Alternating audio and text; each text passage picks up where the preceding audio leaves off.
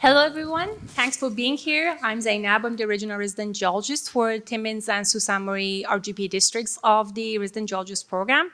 Today, I would be highlighting the Northeastern Ontario critical mineral advancing projects that would be in Timmins, Kirkland Lake, Sault Ste. Marie, and Sudbury districts. So these are the criteria that I use to choose and select the projects for today's presentations. So for them to be qualified for today's presentation, they needed to meet these criteria. They needed to satisfy the requirement for advanced exploration projects as defined in Ontario Regulation 240, the mine development and closure under the Part 7 of the Mining Act. The advanced exploration permit should be actively sought. They should be working in an advanced stage, moving resource to reserve, and a positive preliminary economic assessment or the equivalent NI 43-101 should have been filed for them.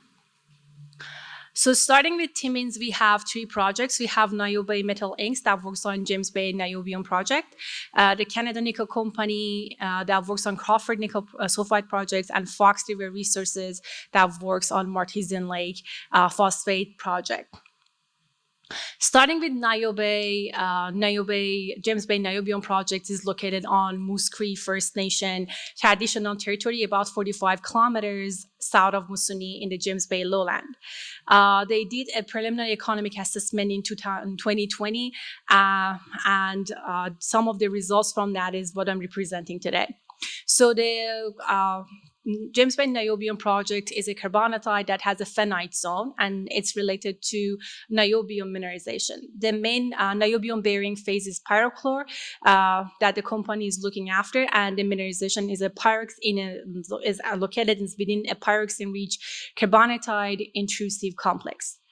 So here is a picture of the pyrochlore in the core that you can see how coarse-grained they are, and this is a picture of the core itself. The picture are the courtesy of Jean-Sebastian David, the CEO and president of the company. At the moment, the company is trying to improve the recovery rate and concentrate to produce and extract niobium for niobium end members of the batteries for the industry. The life of the mine has been estimated between 23 to 30 years, and the additional 6 years of a stockpile processing. The company had plans to do extensive drilling last year, but it was put on pause. They did a limited amount of drilling, and by the end of August, the 3 holes that they had drilled resulted in understanding the extension of the mineralized zone and its intersection in an underexplored area to the depths and to the north. The result also expanded the mineralized zone, confirming the mineralization on the west side of the deposit, and it showed the potential to increase the mineral resource. At the moment, the indicated resource is sitting at about 30 million tons of 0.53% niobium oxide, and inferred resource of about 39 million ton of add grade of 0.52 niobium oxide. The next company is Canada Nickel Company, Crawford project. Canada Nickel started with Crawford as a flagship property in our district. And as they started exploration, they also expanded their land package, and they now have one of the largest land packages within our district. So the flagship Crawford project is located within Crawford, Lucas, and Carnegie Township, about 42 kilometers north of Timmins. The deposit is a serpentinized commodite hosted nickel, copper, cobalt, PGE deposit. The company filed an NI 43-101 in 2022 for the deposit with the life mine of 25 years. The company is also working on advancing the recovery rate. At the moment, they're sitting at about 62%. That would produce at the highest grade up to date of the concentrate at the mine for 35% nickel. The company acquired the past-producing Textmont mine in December of 2022, and they've been focusing on exploration on that deposit. Textmont is a layered commodite deposit. They did 39 holes in January and February of 2023, totaling in about 10,000 meters, and the result for that showed a promising result in increasing the mineral resource in the Texman mine. At the moment, the measured and indicated resources for the Crawford project is sitting at about 1425 million tons of nickel at grade of 0.24, and the inferred resource of about 670 million ton at 0.23% nickel. Fox River Resources, they took over the Martesian carbonatite. It's an altered carbonatite deposit that is close to Hearst. And the James Bay lowland. The carbonatite has been gone through extensive alteration. Many of the rare earth-bearing minerals have been redeposited and crystallized an apatite. So the company is going after this carbonatite body as an apatite-bearing deposit, targeting fertilizing industry. So they're going to extract it as a fertilizer. The byproduct from that deposit is going to be pyrochlore, because they also have pyrochlore at part of the deposits. They filed their NI 43-101 in June of 2022 with a mine life of 26 years. The grade, at the moment, the indicated resource is sitting at about 54 million ton, grading at 30% phosphorus and 0.42 niobium oxide, and inferred resource of 128.3 million ton, 18% phosphate and 0.42 niobium oxide. So you can see the grade for niobium oxide is lower than what you can see in Niobe. Moving on to Kirkland Lake, we have Canada Silver Cobalt that works on Castle East and Castle Mine. This project is located in Halton Township, 85 kilometers northwest of Cobalt. This is a past producing mine that produced silver and cobalt intermittently from 1917 to 1989. The historical production numbers are about 9 million ton of silver and about 400,000 pounds of cobalt. The Castle Mine is also known globally as the highest grade silver deposit, with a grade of about 82 gram per ton silver. At the moment, the company is concentrating their exploration activities on Castle East, and they did some extensive drilling, and they updated their resource estimate in 2021. The inferred mineral resource is sitting as about 32,000 tons of 7,000 gram per ton silver and 2,500 gram per ton cobalt. So the historical exploration and mining approach to the mine had been drilling underground to follow the veins for the silver. And then what they realized was that the grade for silver and cobalt varied throughout the vein. So at the moment, the company is trying to look at it as a wider image and see how they can see all the mineralization at the same time. So they applied for permits, and they have now permits for both drilling and outcrop stripping, allowing the further exploration and Castle East. So here you can see the location where the how the geology changes, cobalt bloom in the mine, and this is a piece of core from the highest grade gold silver in the mine.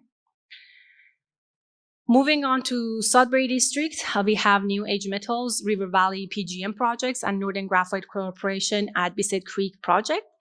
Starting with New Age Metal, this project is located in Dana and Pardo Township, about 100 kilometers northeast of Sudbury. The company filed the preliminary economic assessment in 2019 with an potential for an open pit mine with a potential for underground and a life of mine of 14 years. The company then followed that with a pre-feasibility study in 21-22, and at the moment they're working at feasibility study, and they're trying to advance metallurgy, the mine design, the reserve estimate, and the environmental impact statement, or EIS. So with the extensive drilling that they had in 2021, they updated the mineral resource, and they're sitting at the total measured and indicated resource of 94 million ton, grading 0.35 palladium, 0.16 gram per ton platinum, and then you see the grades for gold and copper. The cool thing about this deposit is that when they originally started exploring, they didn't realize how much rhodium is in the deposit. And as the price for rhodium with the critical mineral strategies all the world started to hiking up, they started to reassess the core, reassess the data to see if they have any rhodium. So the price for rhodium was sitting as about $8,000 USD per ounce at the beginning of the May. So May 9th was the date that we had the presentation made, and that's the time I had the value. It's the most valuable platinum group metal. At that date, when I made my presentation, it was 5 times higher than palladium and 7 times higher in value than platinum. So they did extensive drilling. They had done 3 phases of drilling to reassess the rhodium in the deposit.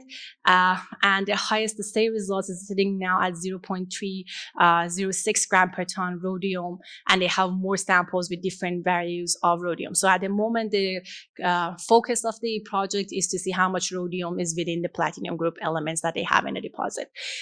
Here you have a picture of the core with the coarse grain sulfides that they have in the deposit. Moving on to Northern Graphite Corporation in Bissett Creek project. This is a project that the company has been sitting on for a while.